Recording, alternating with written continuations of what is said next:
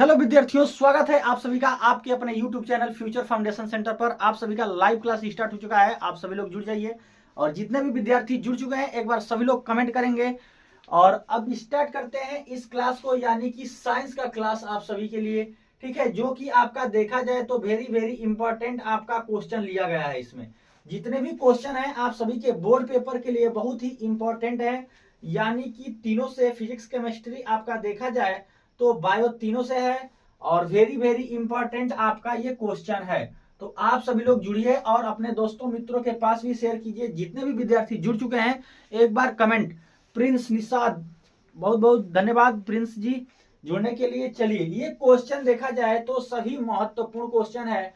यानी कि आपका देखा जाए तो रामबाण क्लास होने वाली है। आपका वेरी वेरी इंपॉर्टेंट क्वेश्चन है। ये क्या है? वेरी वेरी इंपॉर्टेंट क्वेश्चन है। तो आप सभी लोग जुड़े रहिए और इसका आंसर भी बताने का प्रयास करेंगे। आप सभी विद्यार्थी, जितने भी विद्यार्थी जुड़े हैं अपने दोस्तों मित्रों के पास भी शेयर कर देंगे ताकि वो लोग भी जुड़ जाएंगे। ठीक है, आप सभी के साथ वो लोग भी पढ़ेंगे और अच्छा भी रहेगा हमारे लिए भी और आप सभी के लिए भी। चलिए, ये आपका देखा जाए तो पहले क्वेश्चन के साथ हम आते हैं। आपका पहला क्वेश्चन जो है आपका 1 किलोवाट घंटा में कह रहा है। आपका जो 1 किलोवाट घंटा होता है क्या होता है, कितने के बराबर होता है? क्वेश्चन पहला ये है, 1 किलोवाट घंटा कितने के बराबर होता है? ठीक है, क्वेश्चन आपका है 1 किलोवाट घंटा और एक यूनिट, ये संबंध ज्यादा क्वेश्चन पूछता है। 1 किलोवाट घंटा में जूल की संख्या आप सभी से पूछ रहा है। कमेंट करिए। आपका पहला क्वेश्चन के साथ हम स्टार्ट करते हैं।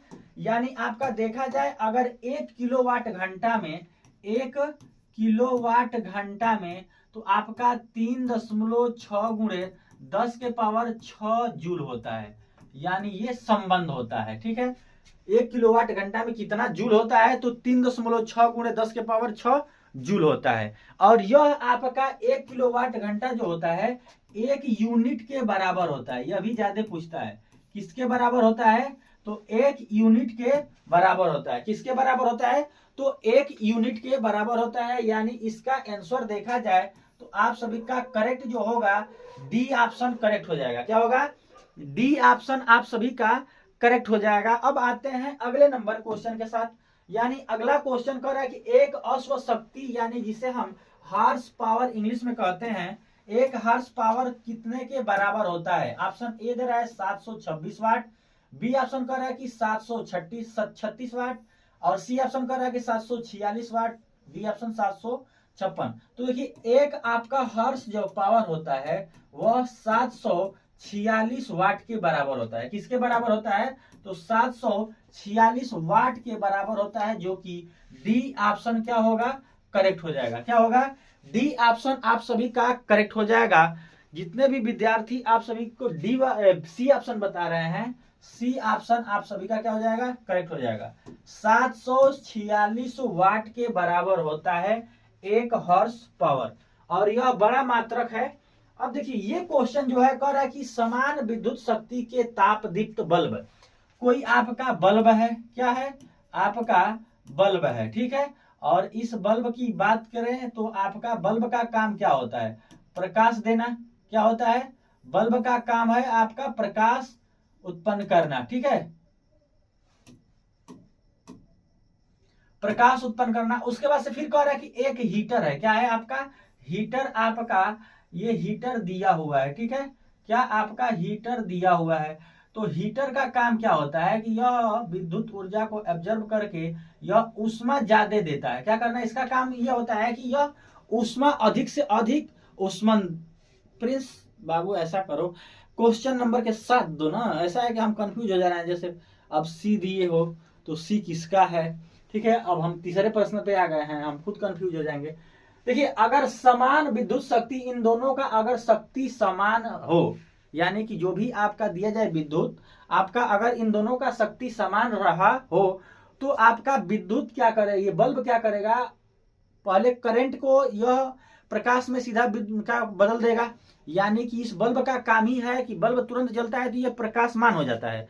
लेकिन हीटर क्या करता है? हीटर पहले बहुत गर्म होता है, क्या होता है, गर्म होता है। जब बहुत ज्यादा गर्म हो जाएगा तब प्रकाश देगा, यानी इसका ज्यादा ऊर्जा नष्ट हो जाता है इसको हीट होने में ही, यानी ये ज्यादा प्रकाश मान नहीं हो पाएगा। लेकिन ये आपका देखा जाए तो ये टोटल अपना एनर्जी ये प्रकाशमान में यानी कि दीप्तमान होने में एनर्जी लॉस कर देता है। यानी कि ज्यादा अगर दीप्तिमान जो होगा वह बल्ब होगा, लेकिन हीटर यहाँ नहीं हो पाएगा, क्योंकि यह क्या करेगा, यह पहले हीट होगा तब न प्रकाश देगा, यह पहले हीट होता है तब प्रकाश देता है, तो इसका पूरा एनर्जी लॉस हो जाएगा हीट होने में, जबकि बल्ब क्या करेगा, ज्यादा प्रकाश देगा। ठीक है, तो आपका बल्ब में क्या होगा, आपका ज्यादा अधिक प्रकाश हो जाएगा। उम्मीद करते हैं आप समझ चुके होंगे। अब आते हैं अगले क्वेश्चन की तरफ। आपका एल्युमिनियम की सतह पर ऑक्सीजन की परत बनना क्या कहलाता है। आप देखे होंगे गांव में एल्युमिनियम जो भी आपका धातु है, तो यह कुछ दिनों के बाद क्या हो जाती है, इस पे ऑक्सीजन परत जम जाती है, क्या हो जाती है, यानी इसका ऑक्सीकरण हो जाता है। तो जब इसका ऑक्सीकरण हो जाता है तो यह जो आपका प्रक्रिया क्या कहलाएगा, तो एनोडिंग कहलाता है। क्या कहलाता है, ये एल्युमिनियम की सतह पर ऑक्सीजन परत का जमना क्या कहलाता है, एनोडिंग। आपका ये एनोडिंग कहलाता है। क्या कहलाता है, एनोडिंग, यानी आपका ए ऑप्शन करेक्ट हो जाएगा। अब आते हैं धातु है, ये जो भी निम्न ऑप्शन दिया हुआ है इन ऑप्शनों में से कौन धातु है, आपको धातु का मान बताना है, ये मान नहीं नाम बताना है, इसमें से कौन सा आपका धातु होगा। तो देखिए धातु की अगर हम बात करें तो इसमें से जो आपका धातु है वह कौन है, तो लिथियम है। क्या है आपका, लिथियम का परमाणु क्रमांक की बात करें तो 3 होता है, और सबसे हल्की धातु है क्या, ज्योति राजपूत, ये सबसे आपका क्या है, सबसे हल्की धातु है। क्या है, हल्की धातु है लिथियम। ठीक है, क्या है, लिथियम, इसका परमाणु क्रमांक की बात करें तो 3 होता है। ठीक है, तो आपका इसमें से आपका लिथियम ये क्या है, आपका धातु है, तो बी ऑप्शन करेक्ट हो जाएगा। अब आते हैं अगले क्वेश्चन के तरफ। अगला क्वेश्चन का आंसर आप सभी लोग बताइए कि बरसात के मौसम में कापर परत की हरत परत किसके, यानी कापर पर हरी परत किसके निर्माण के कारण हो जाता है। बरसात के मौसम में जो भी आपका तांबा देखे होंगे तो तांबा पे आपका हरी परत जम जाती है, तो यह जो हरी परत जम जाती है किसके कारण होता है, तो ऑप्शन देखा जाए सी आपका CuCO3.CuOH का होल ट्वाइस, इसी के कारण आपका कापर पर हरी परत जम जाती है, यानी सी ऑप्शन आप सभी का क्या हो जाएगा, करेक्ट हो जाएगा। क्या हो जाएगा, सी ऑप्शन करेक्ट हो जाएगा। अब आते हैं अगले नंबर क्वेश्चन के तरफ। अगला क्वेश्चन देखा जाए तो अगला क्वेश्चन कर रहा है कि जंग का रासायनिक सूत्र क्या होता है। ये तो दीक्षा बता दोगी, उम्मीद करते हैं।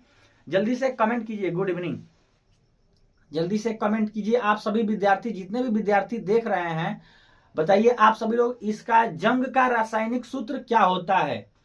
लोहे का जंग भी इसको कहते हैं, क्या बोलते हैं, लोहे का जंग भी कहते हैं, यानी लोहे का ऑक्साइड भी इसको कहते हैं। क्या कहते हैं, लोहे का ऑक्साइड भी इसको कहते हैं, लोहे के जंग को। ठीक है, यानी इस पे ऑक्सीकरण हो जाता है, लोहे पर क्या हो जाता है, ऑक्सीकरण हो जाता है, जिसके कारण लोहा क्या हो जाता है, जंग लग जाता है लोहे में।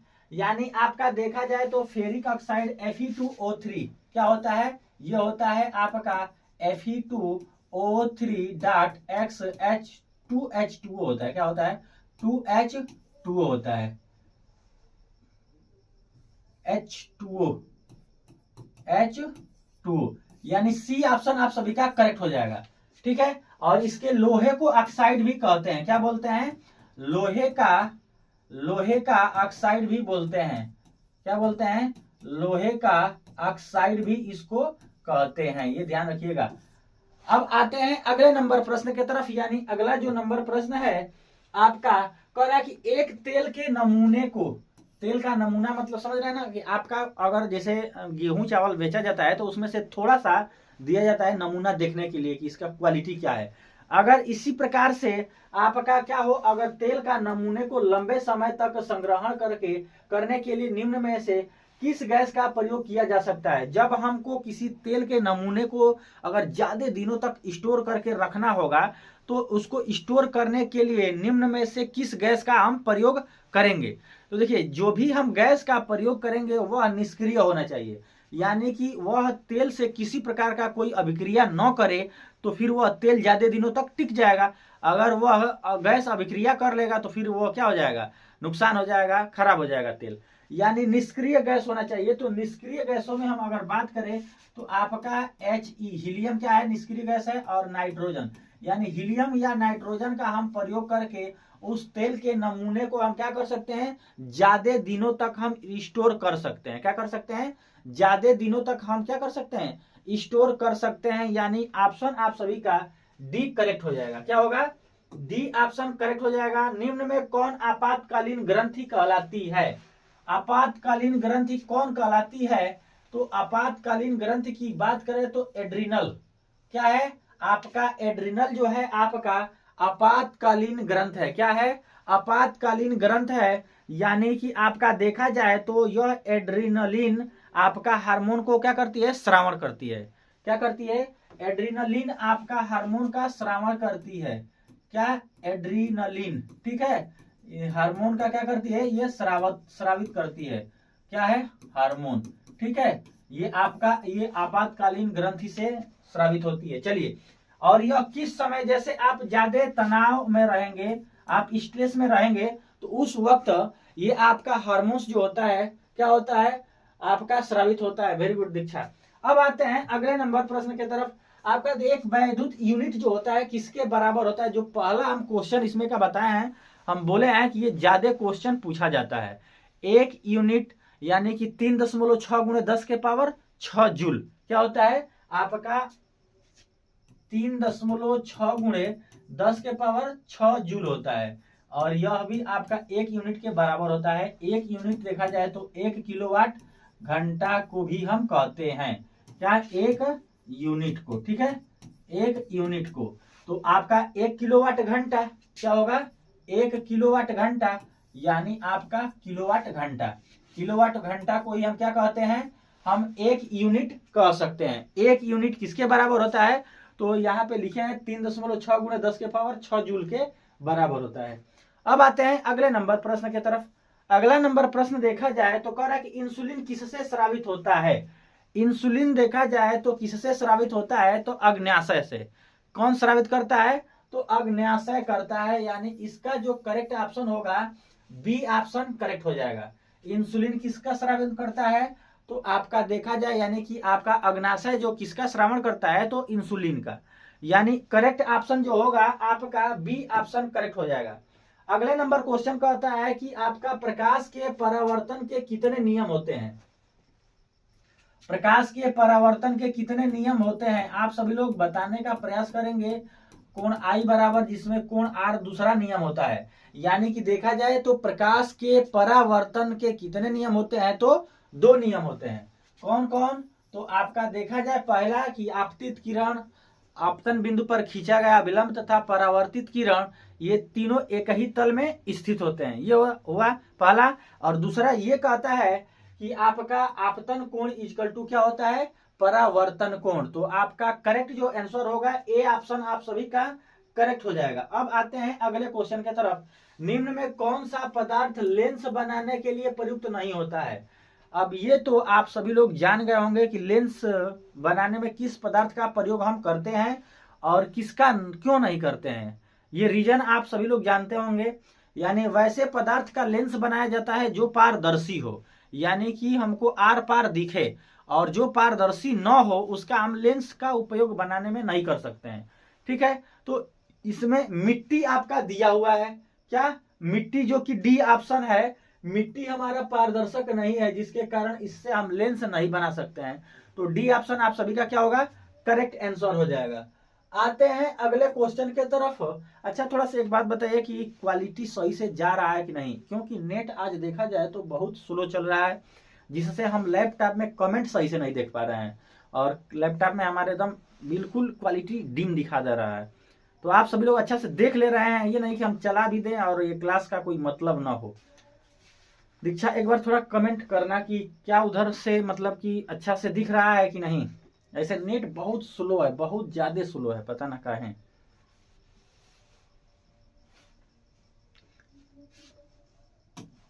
अब अगला क्वेश्चन देखें, यानी कि ये तो सरल सूक्ष्मदर्शी ना 14 नंबर। हाँ चलिए 14 नंबर क्वेश्चन का आंसर बताना है। 14 नंबर क्वेश्चन कह रहा है आपका कि सरल सूक्ष्मदर्शी में किसका उपयोग होता है।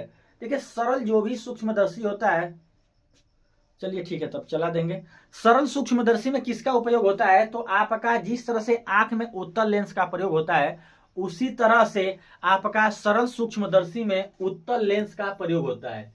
ठीक है, आपका उत्तल लेंस का प्रयोग होता है, यानी डी ऑप्शन आप सभी का करेक्ट हो जाएगा। अब अगला क्वेश्चन, निर्गत किरण एवं अभिलंब के बीच आप सभी का क्या होगा, थोड़ा इसका आंसर आप सभी लोग बताइए कि क्या होगा इसका आंसर। सभी लोग कमेंट करेंगे इसका आंसर क्या होगा। आपका कह रहा है कि ये निर्गत किरण एवं अभिलंब के बीच। चलिए हम इसका फिगर बना दे रहे हैं, ठीक है।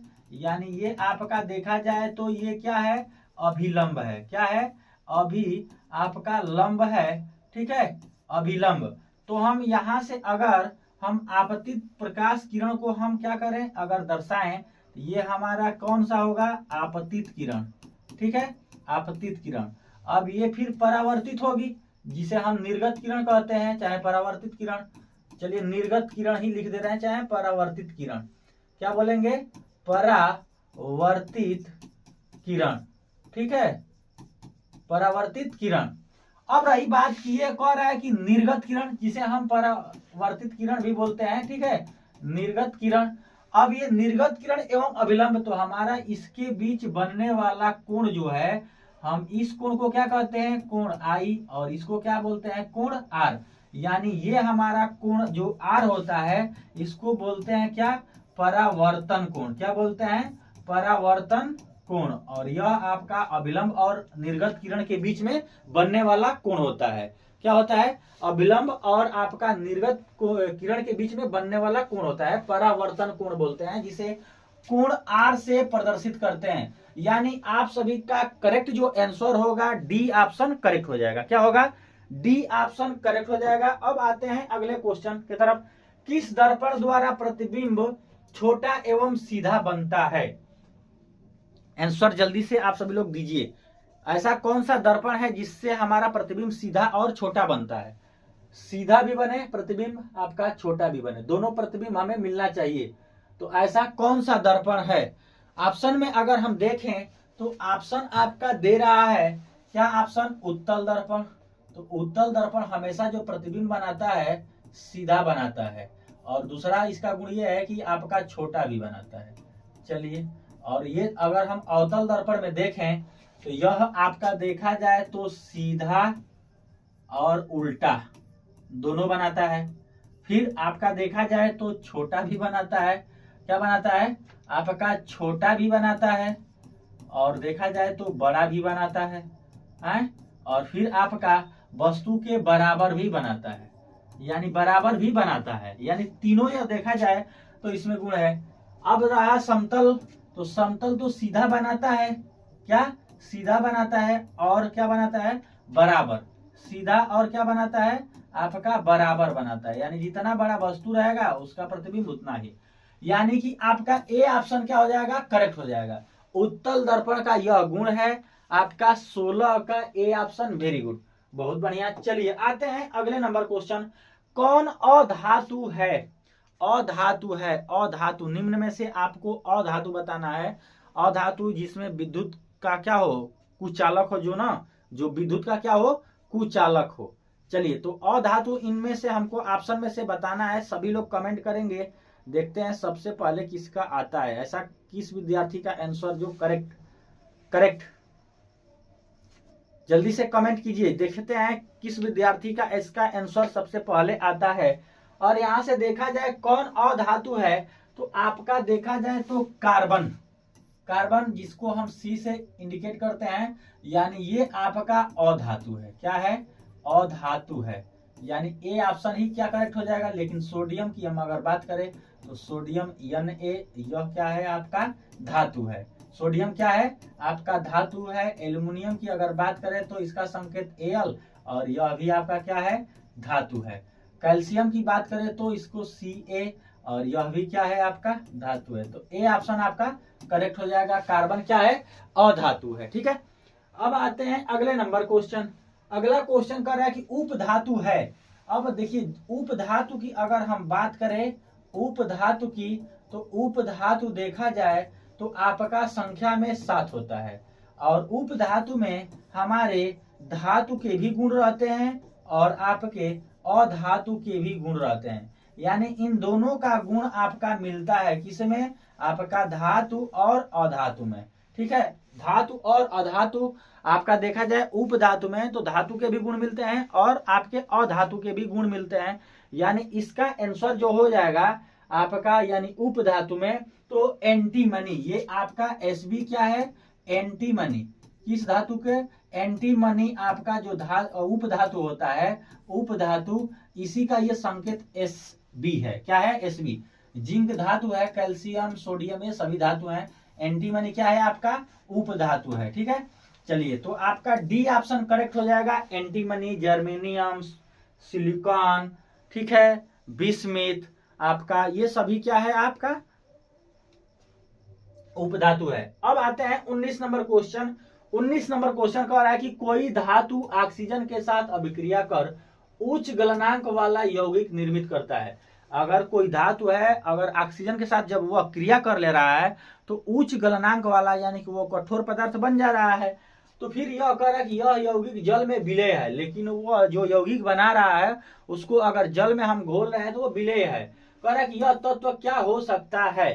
तो देखिए यह आपका तत्व जो हो सकता है वह कैल्शियम, क्या कैल्शियम ही ऑक्सीजन के साथ अभिक्रिया करके अगर बनाएगा तो CaO जो आपका जल में विलय होगा, और यह आपका जो तत्व है क्या है कैल्शियम है।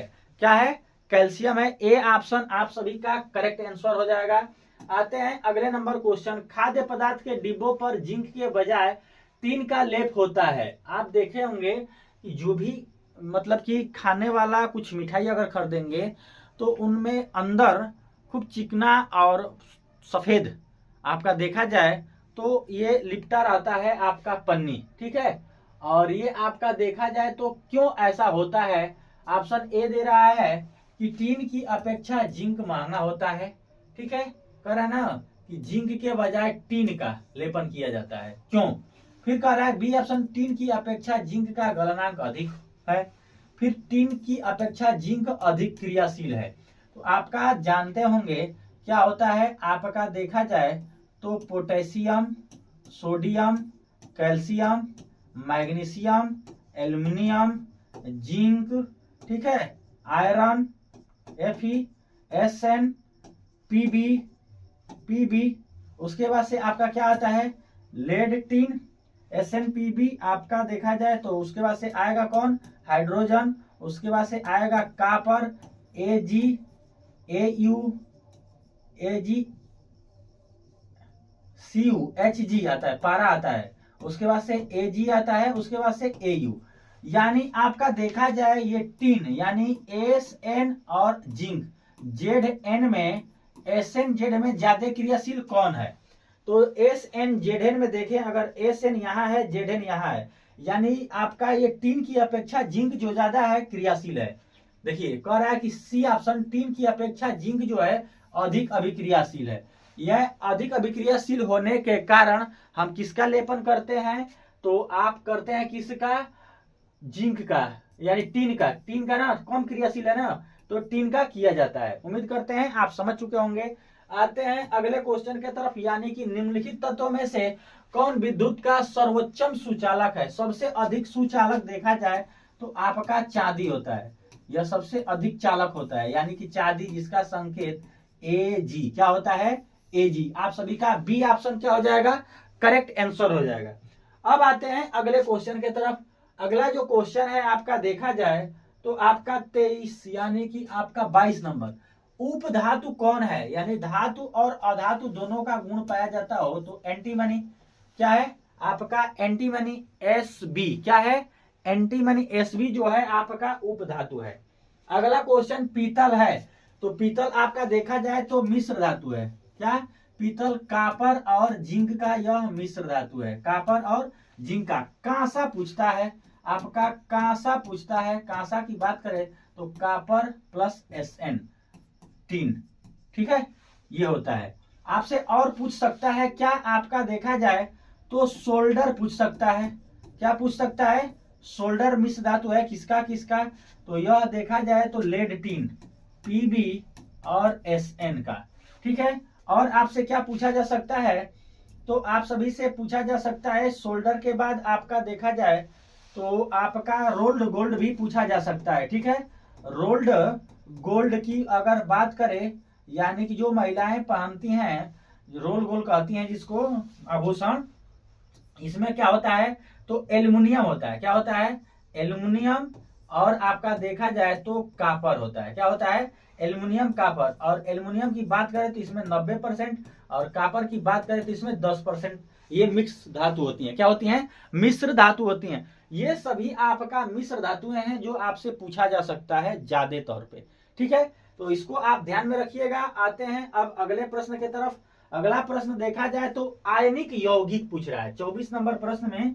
आयनिक यौगिक बहुत ही इंपॉर्टेंट क्वेश्चन है जो कि आपका पूछा जा सकता है। आयनिक यौगिक और आपका सहसंयोजिक यौगिक और सहसंयोजी, सहसंयोजी, ये दोनों आपका देखा जाए तो पूछा जा सकता है। देखिए आयनिक यौगिक कब बनेगा? जब धातु और अधातु आपस में अभिक्रिया करते हैं तो इनमें हमारा क्या होता है? आयनों का क्या होता है? आदान प्रदान होता है। आयनों का आदान प्रदान होता है। यानी इस वक्त जो हमारा धातु और अधातु जो आपस में अभिक्रिया करते हैं, कौन कौन? धातु और आपस में अधातु से जब क्रिया करेंगे तो इनमें आयनों का क्रम, आयनों का आदान प्रदान होता है। और देखा जाए सी ऑप्शन में तो कैल्शियम क्लोराइड Ca और इसमें Cl2 से ये अभिक्रिया करके आपका बना है CaCl2, ठीक है। यानी ये जो है आपका CaCl2 आपका क्या है? आयनिक यौगिक है। क्या है? आयनिक यौगिक है। यानी कि आप सभी का करेक्ट जो आंसर होगा आप सभी का सी ऑप्शन। वेरी गुड, बहुत बढ़िया, आपका सी आप सभी का करेक्ट आंसर हो जाएगा। आते हैं अगले नंबर क्वेश्चन में। निम्न में से कौन सा पदार्थ ऑक्सीजन से संयोग नहीं करता? यानी ऑक्सीजन से संयोग वही नहीं करता है जो देखा जाए तो कम अभिक्रियाशील होगा। यानी कि कम अभिक्रियाशील हमको खोजना होगा। तो कम अभिक्रियाशील में देखा जाए तो आपका कापर दिया है, गोल्ड दिया है Au, उसके बाद से जिंक दिया है Zn और पोटेशियम K दिया हुआ है। तो सबसे बड़ी बात यह है कि क्रियाशीलता हमको देखना पड़ेगा। क्रियाशीलता पोटेशियम, सोडियम, आपका फिर आपका कैल्शियम, मैग्नीशियम, उसके बाद से potassium, sodium, calcium, magnesium, aluminium, उसके बाद से जिंक, आयरन, उसके बाद से आपका क्या होता है? Sn, Pb, उसके बाद से आपका हाइड्रोजन, उसके बाद से हाइड्रोजन के बाद आपका क्या आता है? कापर, उसके बाद से आता है Hg, Ag, Au, ये आता है ना। देखिए ये आपका सोना है, सबसे लास्ट में आ रहा है, यानी सबसे कम क्रियाशील होता है ये। यानी ये आपका ऑक्सीजन से संयोग नहीं करता है। खुश रहिए पिंकी, खुश रहिए, बहुत देर में जुड़ रही हो, ठीक है। तो ये रहा आपका आंसर। यानी कि गोल्ड जो है, गोल्ड यानी कि सोना ऑक्सीजन से किसी प्रकार का अभिक्रिया नहीं करता है, इसीलिए इसका प्रयोग आभूषणों में किया जाता है। देखते हैं ना, महिलाएं पहनती हैं जो आभूषणों का प्रयोग करती हैं तो उनमें सोना जो होता है आपका क्या करता है? यह किसी प्रकार का ऑक्सीजन से जल्दी अभिक्रिया नहीं करता है, जिसके कारण आप सभी का ये आभूषण में उपयोग में लाया जाता है। यानी इसका जो आंसर हो जाएगा बी ऑप्शन करेक्ट हो जाएगा। अगला क्वेश्चन हम देखें तो अगला क्वेश्चन आपका शुद्ध सोना व्यक्त किया जाता है। बहुत अच्छा क्वेश्चन है। शुद्ध सोना किससे व्यक्त करते हैं ये आपको बताना है। तो आप सभी लोग विद्यार्थी बताइए कि शुद्ध सोना को किससे व्यक्त किया जाता है? जल्दी से कमेंट कीजिए, शुद्ध सोना को किससे व्यक्त करते हैं? अच्छा हाँ तो ठीक है, 1 महीना ऐसे ही मन मत कराओ, क्या जरूरत है।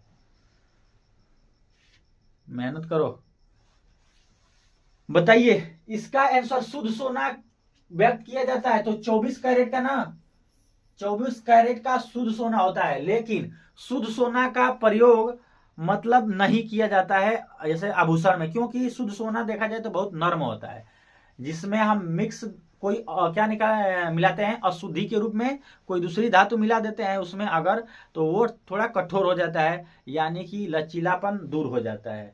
ठीक है, तो आपका हाँ 24 कैरेट, वेरी गुड। चलिए आपका, और सोना बनाया जाता है ना, तो हमको लग रहा है कि 22 कैरेट बनाया जाता है। 2% देखा जाए इसमें से मिला दिया जाता है आपका अशुद्धि इसमें, ठीक है, 2% मिला दिया जाता है।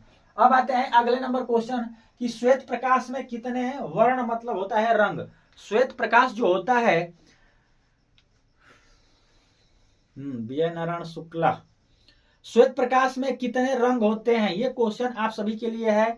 श्वेत प्रकाश जल्दी से बताइए कि श्वेत प्रकाश कितने रंगों का मिश्रण होता है।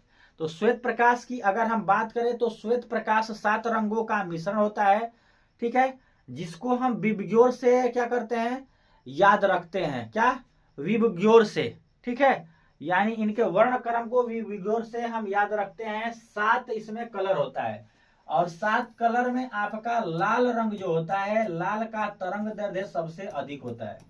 तरंग जो दैर्घ्य होता है आपका देखा जाए तो सबसे अधिक होता है, ये ज्यादा क्वेश्चन पूछता है, सबसे अधिक होता है, क्या होता है, सबसे अधिक होता है।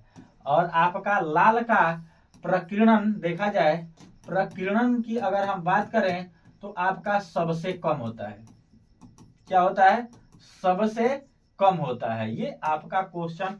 अब आता है बैगनी। बैगनी, अगर बैगनी की बात करें तो तरंग दैर्घ्य सबसे आपका कम होता है, तरंग जो दैर्घ्य होता है आपका देखा जाए तो सबसे कम होता है, क्या होता है, सबसे आपका कम होता है, और सबसे कम होने के कारण इसका प्रकीर्णन सबसे अधिक हो जाता है। क्या, प्रकीर्णन की अगर हम बात करें तो सबसे अधिक हो जाता है, क्या होता है, सबसे अधिक हो जाता है, ठीक है, यानी ये। और अपवर्तनांक, लाल के अपवर्तन की हम अगर बात करें, लाल के अपवर्तन की अगर बात करें तो आपका लाल का अपवर्तन जो होता है सबसे कम होता है, क्या होता है, सबसे कम होता है। लेकिन यहीं पे अगर बैगनी रंग के अपवर्तन की बात करें, क्या अपवर्तन की, तो अपवर्तन की अगर बात करें तो अपवर्तन इसका सबसे अधिक हो जाता है, क्या होता है, सबसे अधिक हो जाता है, ठीक है। इन सभी पॉइंट को आप याद रखिए, क्योंकि ये सभी क्वेश्चन आपका पूछा जाता है। हाँ, वेरी वेरी इंपॉर्टेंट है सभी, ये वेरी वेरी इंपॉर्टेंट है आपका। मानव नेत्र किसकी तरह कार्य करता है, दूरबीन की तरह, सूक्ष्मदर्शी की तरह, कैमरा की तरह। तो मानव नेत्र एक कैमरे की तरह भांति व्यवहार करता है, कैमरे की भांति ये क्या करता है, मानव नेत्र आपका व्यवहार करता है, मानव नेत्र, ठीक है। और उसका व्यास कितना होता है, तो 2.5। मानव नेत्र में आपका देखा जाए तो पुतली के साइज को कौन नियंत्रित करता है, मानव नेत्र में पुतली के साइज को छोटा बड़ा कौन करता है, उनको नियंत्रित देखा जाए तो प्रकाश की सीधा कहा जाए कि कंट्रोल कौन करता है, ठीक है। तो पुतली के साइज को नियंत्रित करने वाला आपका देखा जाए भाग, तो इसमें परितारिका, जिसका दूसरा नाम आइरिस है, क्या है, आपका आइरिस है, ठीक है। यानी आइरिस ही हमारा क्या होता है, यह क्या करता है, पुतली के साइज को नियंत्रित करता है। बी ऑप्शन आप सभी का करेक्ट हो जाएगा, क्या हो जाएगा, बी ऑप्शन आप सभी का करेक्ट हो जाएगा। आते हैं अगले नंबर क्वेश्चन के तरफ। अगला क्वेश्चन है कि प्रिज्म से गुजरने पर सूर्य के प्रकाश की किरणें विभिन्न वर्गों में बंट जाती हैं। आप जब जैसे ही प्रिज्म से गुजारेंगे श्वेत प्रकाश को, तो यह श्वेत प्रकाश विभिन्न रंगों में क्या होता है, विभक्त हो जाता है। यह तो हमारा प्रिज्म का ही गुण है कि अपने अवयवी रंगों में क्या कर देगा, यह विभक्त कर देगा, ठीक है। तो आपका इसका रीजन बताना है कि प्रिज्म की 2 सतहों पर किरणों का अपवर्तन होता है। फिर कह रहा है कि प्रिज्म की 2 सतहों पर किरणों का विचलन होता है। फिर सी ऑप्शन कह रहा है कि प्रकाश किरणें विद्युत चुंबकीय तरंगे हैं। और फिर डी ऑप्शन कह रहा है कि विभिन्न रंगों की किरणों का विचलन भिन्न भिन्न होता है। हाँ, ये डी ऑप्शन ही करेक्ट है, क्या है, डी ऑप्शन ही करेक्ट है। देखा जाए तो आपका भिन्न भिन्न रंगों का प्रकाश, यानी कि भिन्न भिन्न रंगों का जो तरंग दैर्ध्य होता है अलग अलग होता है। क्या होता है? अलग अलग होता है, जिसके कारण इनका विचलन क्या होता है? भिन्न भिन्न हो जाता है। यानी कि भिन्न भिन्न रंगों के किरणों का जो विचलन होता है भिन्न भिन्न होता है। यानी इसी को कहा जाता है ना कि भिन्न भिन्न रंगों के प्रकाश की चाल का जो क्या होता है, भिन्न भिन्न माध्यमों में प्रकाश की चाल भिन्न भिन्न होती है। यानी कि जैसे ही हमारा माध्यम बदलेगा तो उसमें हमारा प्रकाश की चाल भी बदल जाएगा। हाँ, डी ऑप्शन आप सभी का करेक्ट होगा। भिन्न भिन्न माध्यमों में प्रकाश की चाल क्या होती है? भिन्न भिन्न होती है, अलग अलग होती है। आते हैं अगले क्वेश्चन के तरफ। मानव नेत्र में किस प्रकार का लेंस होता है? ये क्वेश्चन तो बहुत इजी है, उम्मीद करते हैं आप सभी विद्यार्थी दे देंगे कि मानव नेत्र में जो लेंस होता है आपका कैसा लेंस होता है, अवतल होता है या उत्तल होता है। और जितने भी विद्यार्थी नए हैं, यानी अब तक हमारे चैनल को सब्सक्राइब नहीं किए हैं, तो आप सभी लोग अगर अच्छा लगता होगा पढ़ाई तब हम कहते हैं, नहीं तो हम ये नहीं कहते हैं कि प्रेशर में आप करिए, आपको अच्छा लगे तब करिए, ठीक है।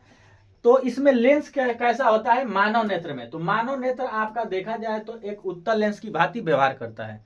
किसकी तरह? तो उत्तल लेंस की तरह, यानी कि बी ऑप्शन। वेरी गुड, दीक्षा का आ रहा है। चलिए, और बाकी सभी लोग भी कमेंट करते रहिए। शुक्ला का डी ऑप्शन, यानी कि इसके पीछे वाला का था क्वेश्चन। चलिए ठीक है, अब इसमें देखते हैं कि अभिनेत्र लेंस की फोकस दूरी, यानी आपके आंख की फोकस दूरी को अगर बदलना होगा तो इसमें से आंख के किस पार्ट का यह काम है आपको बताना है। ऑप्शन ए दे रहा है पुतली द्वारा, बी ऑप्शन दे रहा है दृष्टिपटल द्वारा, सी ऑप्शन दे रहा है पक्षमाभि द्वारा, और डी ऑप्शन दे रहा है परितारिका द्वारा। किसके द्वारा बदला जाता है? तो बी ऑप्शन आ रहा है किसका? 32 का। 32 का आंसर आप सभी लोग बताइए कि 32 का आंसर क्या होगा।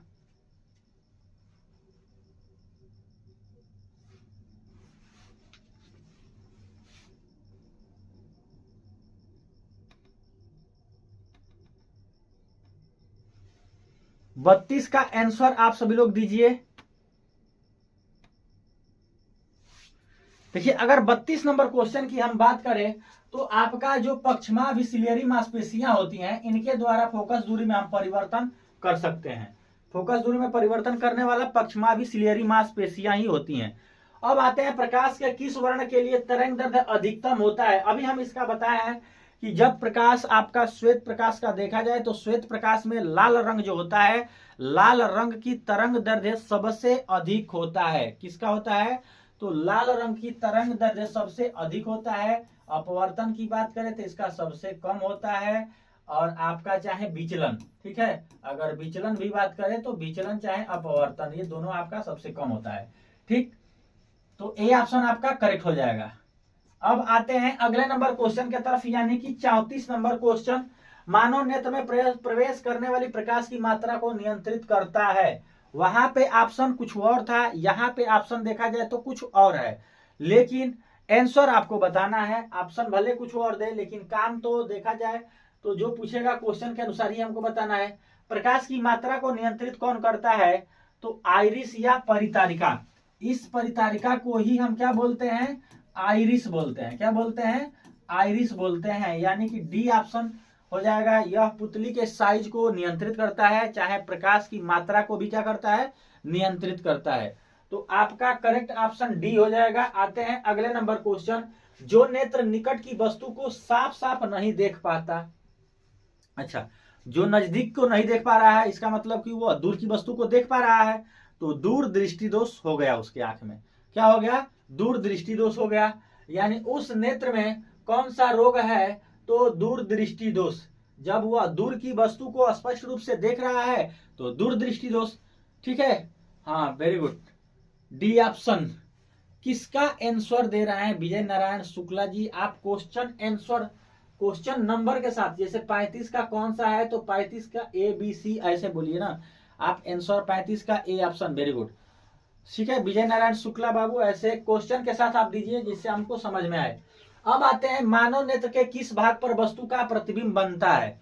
ये हम इसका देखें 35 का ए, वेरी गुड, बहुत बढ़िया। अब इसका हम दो क्वेश्चन आप सभी से पूछ रहे हैं। अगर हम बात करें इसका 36 नंबर क्वेश्चन का, 36 नंबर क्वेश्चन की अगर हम बात करें तो किस भाग पर वस्तु का प्रतिबिंब बनता है, भाग बताना है। चलिए भाग बता दीजिए, और जिस भाग पे प्रतिबिंब बनता है वह प्रतिबिंब कैसा होता है। आपका आंख में बनने वाले वस्तु का प्रतिबिंब, प्रतिबिंब कैसा होता है बताना है आपको, जिसपे बनता है। ठीक है, जल्दी से बताइए, इसका दोनों का लिख करके टाइप कीजिए, जल्दी से टाइप कीजिए। बहुत ही अच्छा क्वेश्चन है और ये पूछा जाता है। ये आपका जिस भाग पे प्रतिबिंब बनता है उस भाग पे कैसा प्रतिबिंब बनता है, प्रतिबिंब के बारे में बताना है। डी और ए,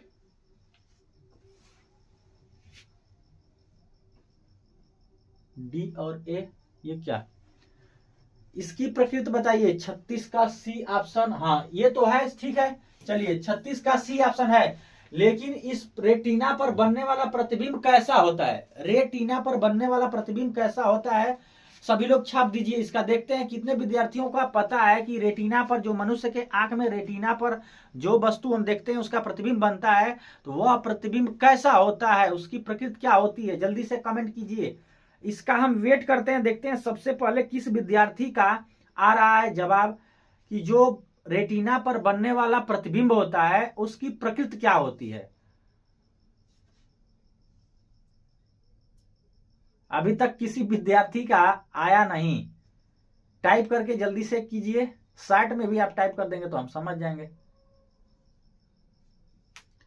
जल्दी से इसलिए कि और भी क्वेश्चन है हमारे आगे, उसको भी कराना है। लेकिन अभी तक 36 का बी ऑप्शन आ रहा है। का पिंकी का दे रही हो आप, 36 का बी ऑप्शन कैसे हो जाएगा है? 36 का डी भी दी हो और बी भी अब देने लगी। अरे रेटिना पर बनता है, रेटिना पर बनने वाला प्रतिबिंब उल्टा लेकिन सीधा दिखाई देता है। हाँ वेरी गुड, बहुत बढ़िया।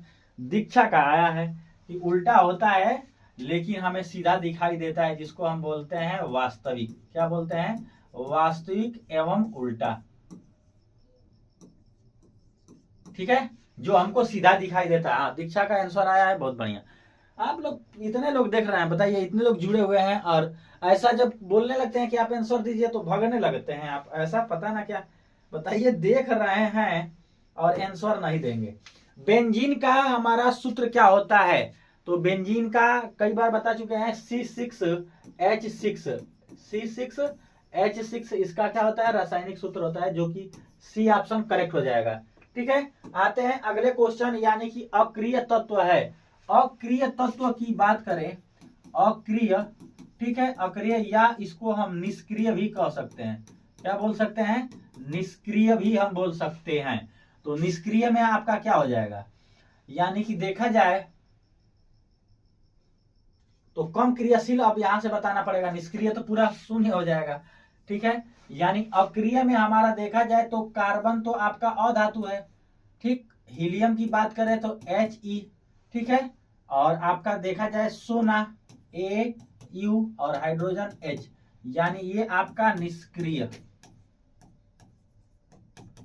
निष्क्रिय की बात करें तो आपका देखिए He जो है आपका हीलियम, इसका परमाणु क्रमांक कितना होता है, 2, जो आता है अक्रिय में, यानी कि हीलियम आप सभी का करेक्ट आंसर हो जाएगा। हाँ वेरी गुड, चलिए बहुत बढ़िया। 37 का सी है, लेकिन अब 38 का बताना था।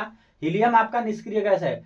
हाइड्रोकार्बन कौन है, अब देखिए हाइड्रोकार्बन की अगर हम बात करें, क्या हाइड्रोकार्बन की, तो हाइड्रो जो कार्बन है आपका क्या है, हाइड्रो जो आपका कार्बन है यह बना किससे है, तो हाइड्रोजन। क्या, हाइड्रोजन आपको मिलकर के, हाइड्रोजन और कार्बन से मिलकर के बना होता है, यानी हाइड्रोजन H और आपका जिसमें कार्बन हो C, यानी H और C से मिलकर बना हो। अब इसमें हम देखें तो इसमें C नहीं है, तो ये ऑप्शन नहीं होगा। फिर इसमें देखें तो आपका C है तो H नहीं है, तो ये भी कैंसिल। इसमें H और C, तो H तो है लेकिन C नहीं है। ऑप्शन आपका बी आपका है, जिसमें H और C दोनों है, यानी ऐसे कार्बनिक यौगिक जिनमें हाइड्रोजन और आपका कार्बन, हाइड्रोकार्बन, हाइड्रोजन और कार्बन से मिलकर के बनने वाले यौगिक को हाइड्रोकार्बन बोलते हैं। तो हाइड्रोकार्बन में हाइड्रोजन और कार्बन अनिवार्य रूप से होना चाहिए।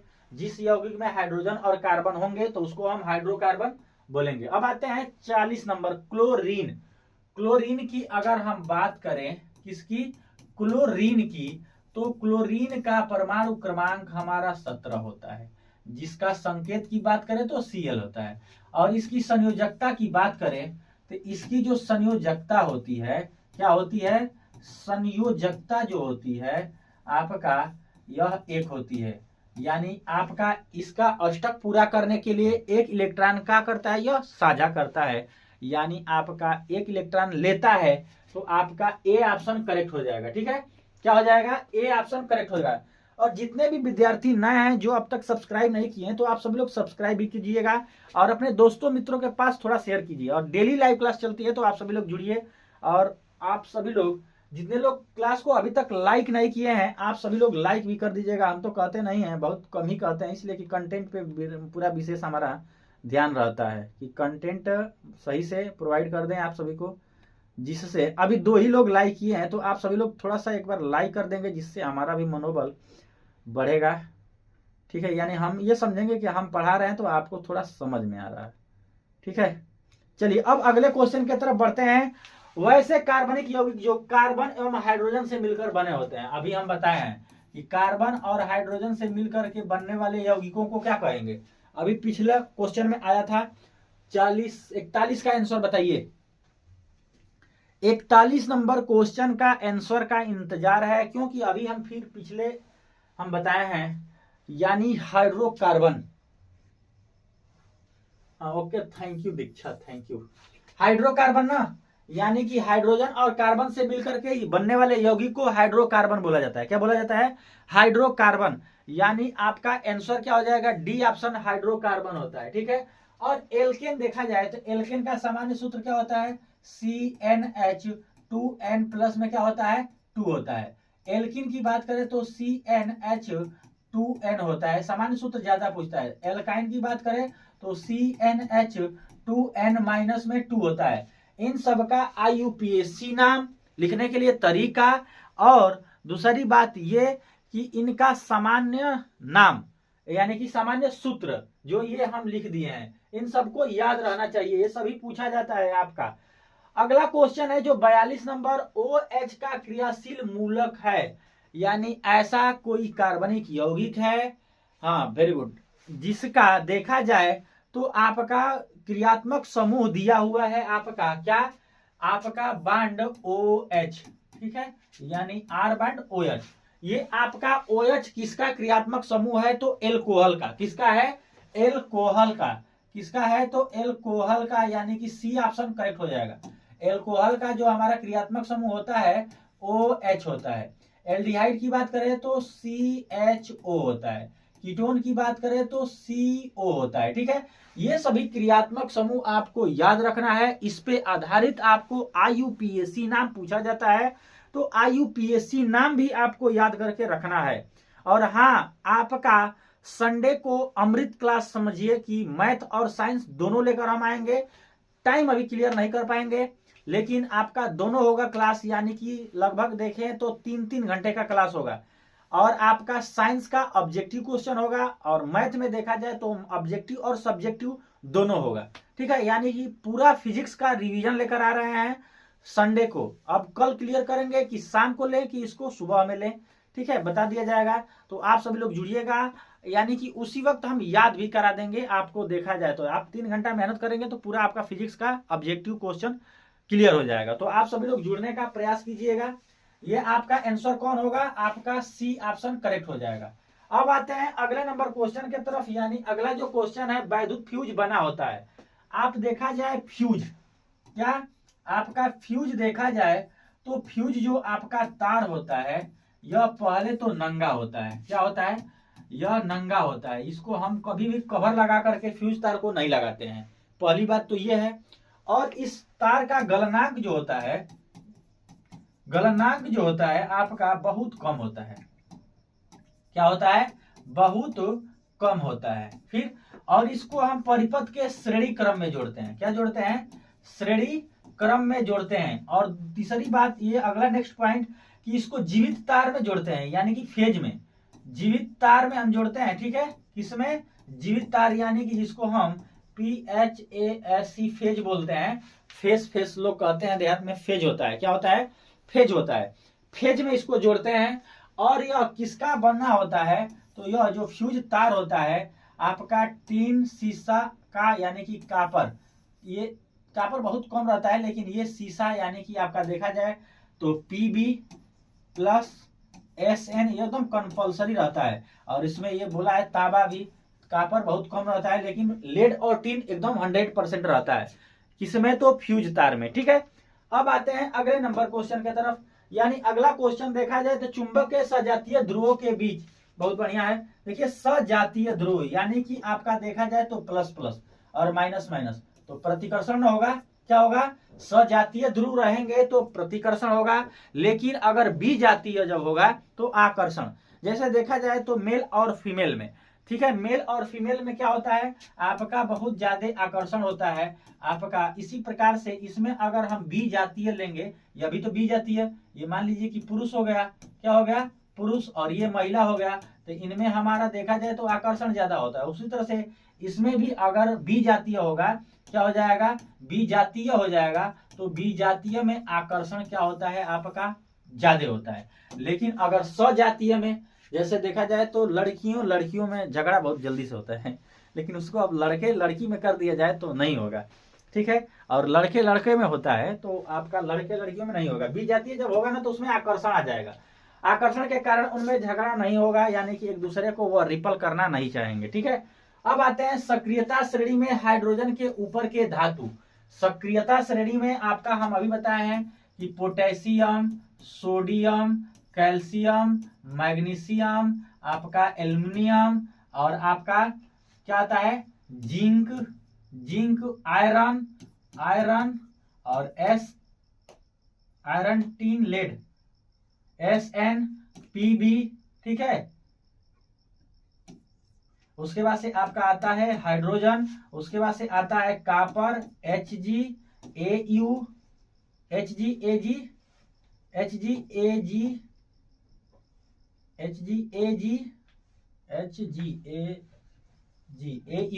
ये है, ठीक है। कह रहा है कि हाइड्रोजन से ऊपर आने वाले जो तत्व होते हैं इनके बारे में बताना है। देखिए हाइड्रोजन यहाँ है, और हाइड्रोजन से जितने भी ऊपर है क्या होंगे? धातु क्रियाशील हैं, ये सभी अम्ल से अभिक्रिया करके और हाइड्रोजन गैस को क्या करते हैं? विस्थापित करते हैं। तो यह अम्ल से अभिक्रिया करके हाइड्रोजन गैस को क्या करते हैं?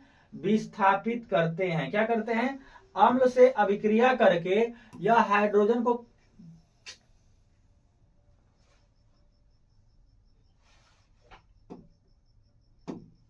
अम्ल से अभिक्रिया करके हाइड्रोजन को क्या करते हैं? यह विस्थापित करते हैं, ठीक है। हाइड्रोजन गैस क्या करेंगे? यह विस्थापित करेंगे। तो आप सभी का करेक्ट आंसर क्या हो जाएगा? आपका बी ऑप्शन करेक्ट हो जाएगा। क्या हो जाएगा? आपका बी ऑप्शन करेक्ट हो जाएगा, ठीक है। अब आते हैं अगले क्वेश्चन की तरफ, यानी कि आपका, और ये देखा जाए है जो लिख रहे हैं धातुओं का क्रियाशीलता, ये ज्यादा क्वेश्चन पूछा जाता है, ये क्वेश्चन ज्यादा पूछा जाता है, तो इसको याद रखिएगा, क्योंकि आपका विस्थापन अभिक्रिया में ये बहुत ज्यादा काम करता है, ठीक है। चलिए अब आते हैं अगले क्वेश्चन की तरफ। यानी अगला क्वेश्चन देखा जाए तो आपका अगला क्वेश्चन है 46 नंबर। 46 नंबर क्वेश्चन कर रहा है कि उच्च विद्युत धनात्मकता के कारण धातु के परमाणु बनाते हैं। अरे जब धनात्मकता के कारण धनायन बनाते हैं, क्या बनाते हैं? धनायन बनाते हैं। जैसे मान लीजिए कि आपका अगर देखा जाए तो आपका सोडियम है, तो इसमें एक परमाणु क्या होगा? एक इलेक्ट्रॉन को त्यागता है, तो इसके ऊपर एक हम प्लस चार्ज लिख देते हैं, यानी कि ये एक इलेक्ट्रॉन का क्या किया है? त्याग किया है, जिसके कारण इस पे एक धन आयन आ गया है। तो धन आयन बनता है आपका, जो भी विद्युत धनात्मकता कारण होता है ना, उसके कारण धन बनाते हैं आयन। अब आते हैं धातु के ऑक्साइड। अब देखिए ये आपका ऑक्साइड से दो क्वेश्चन क्या है? ऑक्साइड की हम अगर बात करें तो एक पूछता है धातु का और एक पूछता है अधातु का। अगर धातु का हम अगर ऑक्साइड बताएं, क्या धातु का अगर ऑक्साइड की हम बात करें तो धातु के ऑक्साइड जो होते हैं वह क्षारीय होता है। क्या होता है? क्षारीय होता है। क्या होता है? आपका क्षारीय होता है, ठीक है। कैसा होता है? यह क्षारीय होता है, ये ज्यादा पूछता है। क्या होता है, धातु का ऑक्साइड जो होता है आपका क्षारीय होता है। ठीक, अब दूसरा पॉइंट इसमें अगर हम बात करें इसमें अधातु का, तो अधातु के जो ऑक्साइड होते हैं, क्या अधातु के ऑक्साइड जो होते हैं यह आपका देखा जाए तो आपका अम्लीय होते हैं। क्या आपका यह जो होते हैं अम्लीय होते हैं। कैसा होते हैं, तो आपका यह अम्लीय होते हैं। ठीक है, क्या होते हैं, अम्लीय होते हैं। ये ज्यादा दोनों क्वेश्चन बहुत ही इंपॉर्टेंट है आपके बोर्ड पेपर के लिए। धातु के ऑक्साइड जो होते हैं क्षारीय होते हैं और धातु के जो ऑक्साइड होते हैं वो अम्लीय होते हैं।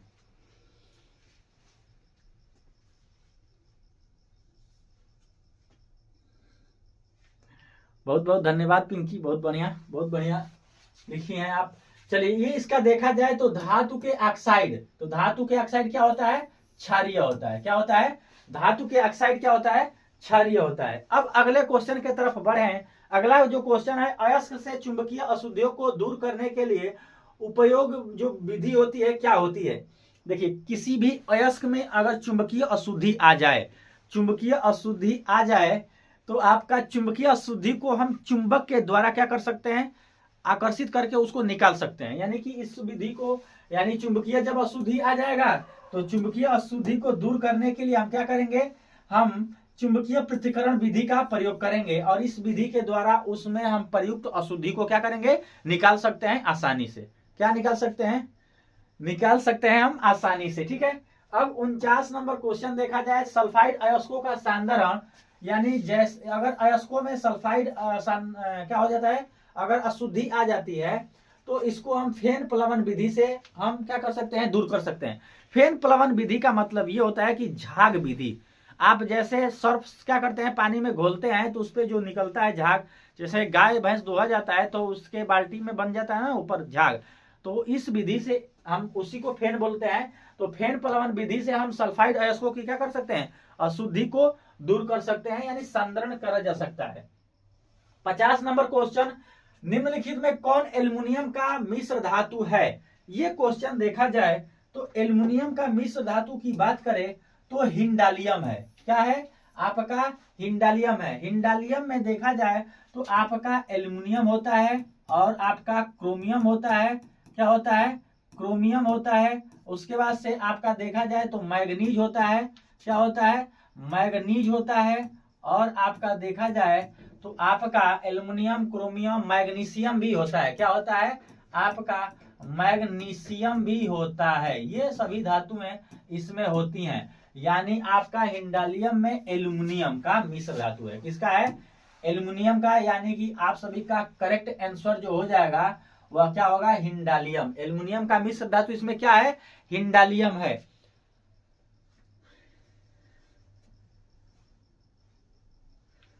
नहीं, शायरी तो बहुत बढ़िया पिंकी।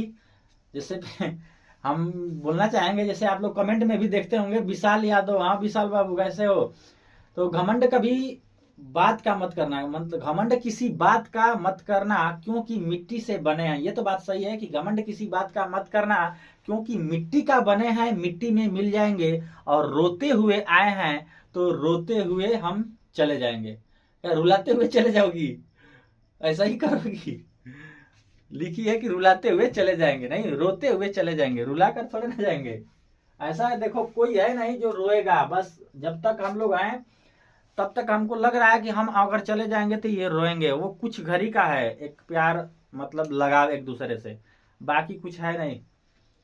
ठीक है, तो बस जब तक आप हैं इस पृथ्वी पे एक दूसरे को देख रहे हैं तभी तक मोह माया है। आप अगर चले जाएंगे ना तो सब प्यारे हो जाएंगे। 2 दिन के बाद सब सेवा समाप्त, वो ऐसा था वैसा था, सब बात खत्म। 5 दिन के बाद सब बराबर। ये हकीकत है, इस बात को समझिए। कोई है नहीं जी, बहुत मोह माया की ये दुनिया है, बहुत खराब है। बॉक्साइट निम्नलिखित में से किस धातु का अयस्क है, बॉक्साइट कह रहा है। तो बॉक्साइट की बात करें तो एल्युमिनियम का। बॉक्साइट जो होता है आपका एल्युमिनियम का, यह क्या है, मुख्य अयस्क है। किसका, बॉक्साइट जो है आपका एल्युमिनियम का। Fe3O4, Fe3 क्या होता है, O4। ठीक है, ये आपका देखा जाए Al2O3 एल्युमिनियम का बॉक्साइट होता है, Al2O3। ये आपका बॉक्साइट का सूत्र होता है, 2H2O, ये होता है बॉक्साइट का। और ये आपका एल्युमिनियम का क्या है, अयस्क है। किसका है, तो एल्युमिनियम का अयस्क है। अब आते हैं अगले नंबर क्वेश्चन की तरफ। अगला जो नंबर क्वेश्चन है, कॉपर का निष्कर्षण मुख्यतः किस अयस्क से किया जाता है, तो कॉपर का जो निष्कर्षण किया जाता है कॉपर पाइराइट CuFeS2। और ये देखा जाए तो कॉपर का जैसे कहा जाता है ना कि ये किस अयस्क का है, तो ये कॉपर का है। और ये ज्यादा इसका क्वेश्चन पूछा जाता है। ठीक है, का है कॉपर निष्कर्षण मुख्य किस अयस्क से किया जाता है, तो कॉपर पाइराइट से। कॉपर का निष्कर्षण कॉपर पाइराइट से किया जाता है। अयस्क से चुंबकीय अशुद्धि, तो चुंबकीय पृथक्करण विधि, ये 2 बार क्वेश्चन आया है। और आज का ये अंतिम क्वेश्चन, सल्फाइड अयस्कों का सांद्रण किया जाता है तो फेन प्लवन विधि। ठीक है, अब 55 नंबर क्वेश्चन आप समझिए। 55 नंबर आपका क्वेश्चन ये है कि आपका ऐसा कौन सा दर्पण है, क्या आपका ऐसा कौन सा दर्पण है, दर्पण बताना है। क्या दर्पण ऐसा कौन सा है जिसका आवर्धन m हमारा 1 भी हो, 1 से कम भी हो, ठीक है, कम भी हो, और 1 से अधिक भी हो। आप सभी लोग बताइए। और आज का अंतिम प्रश्न आप सभी के साथ खत्म करेंगे। और अंत तक देखने के लिए आप सभी को बहुत बहुत धन्यवाद। ठीक है, चलिए इसका आंसर बताइए। और हम मिलते हैं सुबह के क्लास में, यानी कि जो आपका मॉर्निंग डोज है, यानी कि सुबह का जो खुराक है, उस क्लास में मिलते हैं 5:30 बजे से आप सभी से। इसका आंसर बताइए, ऐसा कौन सा दर्पण है जिसका आवर्धन क्या होता है आपका 1 भी होता है, 1 से कम भी होता है, और 1 से अधिक भी होता है। तो आप सभी विद्यार्थी इसका कमेंट करेंगे। हाँ, गुड नाइट। इसका आंसर भी बताते जाइए, इसका आंसर क्या होगा। समतल दीक्षा, समतल कैसे हो जाएगा, नहीं ये बताना है कि तीनों होना चाहिए। दर्पण ऐसा बताइए कि तीनों हो, 1 भी हो, 1 से कम भी हो, 1 से अधिक भी हो। हमको एक दर्पण बताना है, एक के लिए थोड़ी ना बताना है, तीनों के लिए बताना है। ऐसा कौन सा है 1 से कम उत्तल, हाँ वो तो ठीक है। तीनों एक ही में होना चाहिए, एक एक का नहीं बताना है, तीनों एक ही में होना चाहिए। ठीक है, तीनों आपका एक ही में होना चाहिए। ऐसा कौन सा दर्पण है, ऐसा कौन सा दर्पण है, हाँ अवतल, वेरी गुड। अवतल में देखा जाए तो इसका आवर्धन जो होता है 1 होता है, 1 से कम भी होता है, 1 से अधिक भी होता है। तो इसी के साथ आप सभी को बहुत बहुत धन्यवाद। और फिर मिलते हैं आप सभी से कल सुबह में। तो अंत तक जुड़ने के लिए बहुत बहुत धन्यवाद आप सभी को। और जितने भी विद्यार्थी देख रहे हैं और वीडियो को अभी तक लाइक नहीं किए हैं तो वीडियो को लाइक कर दीजिएगा। चैनल पर नए हैं तो चैनल को सब्सक्राइब भी कर दीजिएगा, बेल आइकन को प्रेस कर दीजिएगा, जिससे आने वाला नोटिफिकेशन आप सभी को मिलता रहे। और हाँ, अब थोड़ा सा टॉपिक वाइज हम ये जैसे देखा जाए तो 10 मिनट 5 मिनट का ऑफलाइन वीडियो बना करके डालेंगे। अब इस वजह से कि हम अगर सभी का लाइव क्लास में लेकर अगर आना चाहें तो हमारे लिए मुश्किल भी हो रहा है। और आप सभी को अगर हम छोटा छोटा क्लिप अगर डालना चाहें तो आप सभी को आसानी होगा। जैसे देखा जाए तो आपका हम एक उदाहरण के तौर पे हम बताएं अगर, तो जैसे कहें कि ओम का नियम क्या है और ओम का नियम का सत्यापन, जो आपका 6 नंबर का क्वेश्चन ये पूछा जाता है। क्या 6 नंबर का ये क्वेश्चन है, ओम का नियम। ठीक है, ओम का नियम और इसका सत्यापन। ठीक है, तो आपका देखा जाए तो सत्यापन जो आपका है, ये आपका अगर इसका एक वीडियो हम बना करके अगर 10 मिनट में ही इसको क्लियर कर दें तो वो आपका फैक्ट सही रहेगा। तो इस तरह से जो जो आपका वेरी वेरी इंपॉर्टेंट है टॉपिक, उसको हम 10 मिनट 5 मिनट 7 मिनट में ऐसे करके हम क्या करेंगे, आप सभी को प्रोवाइड करेंगे, जो कि वो ऑफलाइन होगा। ठीक है, ऑफलाइन में आपको देखना पड़ेगा। ठीक है, वो लाइव क्लास में नहीं चलेगा, लेकिन एक दिन किसी दिन लेकर आएंगे दोहराने के लिए। लेकिन आपका ये 5-5 मिनट का वीडियो जो क्लिप हम अपलोड करेंगे उसको देखिएगा, आप सभी के लिए वेरी वेरी इंपॉर्टेंट होगा। और इसी के साथ हम ऑफलाइन करते हैं। आप सभी को बहुत बहुत धन्यवाद।